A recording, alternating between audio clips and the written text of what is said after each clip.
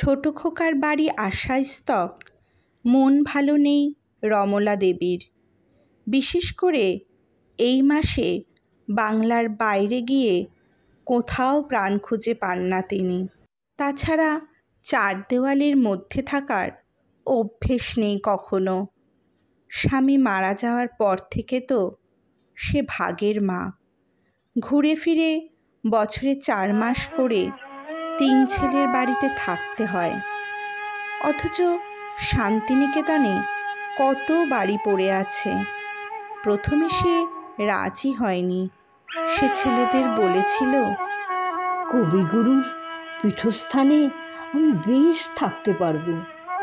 তোরা এই বন্ধন থেকে আমাকে আলাদা করিস না। আর আমার তো বড় সঙ্গী রয়েছে। তাছাড়া মাকে থামিয়ে বড় ছেলে অরুণ বলেছিল, বাবা নেই তা বলে কি আমাদের কোনো দায়িত্ব নেই? আমরা তোমাকে কিছুতেই একা ছাড়বো না মা। হ্যাঁ মা, লোকে কি বলবে? কথাটা বলেছিল মেজ ছেলে বরুণ। ছোট ছেলে কিরণ মায়ের মতো খুব আবেগপ্রবণ। মায়ের মনের অবস্থা সে বুঝেছিল। চোখ ফেটে তার জল এসেছিল। সে ছলছল চোখে মাকে বলেছিল, মা, আমি তোমার মনের অবস্থা বুঝতে পারছি, কিন্তু তুমি তো জানো আমরা চাকরির সূত্রে সবাই দূরে। আমি চেষ্টা করছি এখানে চলে আসার, তখন আর তোমার। মেনে নিয়েছিল রমলা দেবী। সত্যি কথা বলতে, প্রত্যেক ছেলের কাছে গিয়ে সে ভালোবাসার সম্মান দুই পায়। কারো কাছে সে বোঝা হয়ে ওঠেনি এখনো। কিন্তু শান্তিনিকেতনের শান্তির নীড় তাকে বড় টানে। বিশেষ করে ওখানে জড়িয়ে আছে অসংখ্য স্মৃতি। স্বামী শোভনের সাথে শান্তিনিকেতনে একসাথে পড়াশোনা ও প্রেম।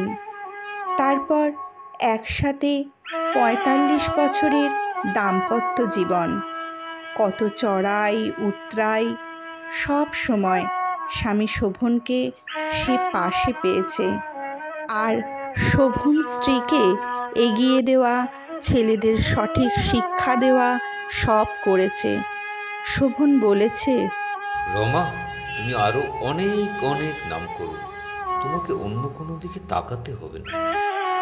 আজ খুব মনে পড়ছে শোভনের কথা। আজকের দিনে মনে পড়াটাই স্বাভাবিক।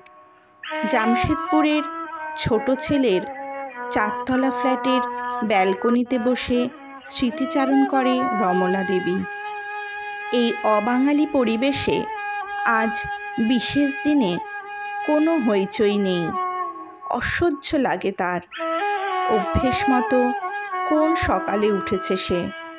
ছোট খোকা, বৌমা, নাতনি কেউ এখনো ঘুম থেকে ওঠেনি। আজ কি ছোট খোকার অফিস নেই? মনে মনে বলে রমলা দেবী। হঠাৎ মাইকের এক ঘোষণায় চমকে ওঠে রমলা দেবী। ভালো করে আর একবার শোনে। ছুটে যায় ছোট ছেলের ঘরের দিকে। ছোট খোকা, ছোট খোকা, ওঠ একবার বাবা। বৌমা! কি হয়েছে মা? কি কি হয়েছে মা? তোমার কোনো? ওরে না রে, ওই ওই মাইকে কি যেন বলছে। আমার। বৌমা মুচকি হাসে। ছেলে বুঝতে পেরেও না বোঝার ভান করে বলে, কি বলছে ও? আমাদের কিছু নয়। না না, একবার শোন ভালো করে। আজ 25শে বৈশাখ উপলক্ষে কবি প্রণামের আয়োজন করা হয়েছে আমাদের শরীর সঙ্গে। আমাদের অনুষ্ঠানের মূল আকর্ষণ স্বরযুগের প্রথিতযশা শিল্পী রমলা চক্রবর্তীর কণ্ঠে রবীন্দ্রসঙ্গীত। এছাড়াও আমাদের সদস্যরা আবৃত্তি, নাচ ও গান করবে। তাদের মধ্যে রয়েছে, শুনলি শুনলি ছোট খোকা, মানে হ্যাঁ মা, আমরা বাংলার বাইরে থাকলেও ভুলে যাইনি 25শে বৈশাখ, আর তোমাকে অবাক করার জন্যই কিছু জানাইনি। তুমি গান করবে তো মা? আমি যে ওদের কথা দিয়ে ফেলেছি। মা, তুমি রাগ করনি তো?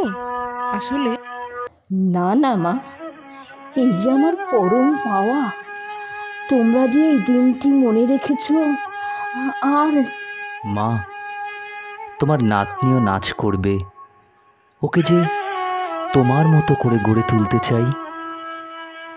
25শে বৈশাখে আমাদের নিবেদন আপনাদের কেমন লাগলো অবশ্যই কমেন্টস করে জানাবেন। আর সবরীর কথামালায় এভাবেই আমাদের সাথে থেকে এগিয়ে নিয়ে যাবেন। সবাই গল্পে থাকুন, ভালো থাকুন।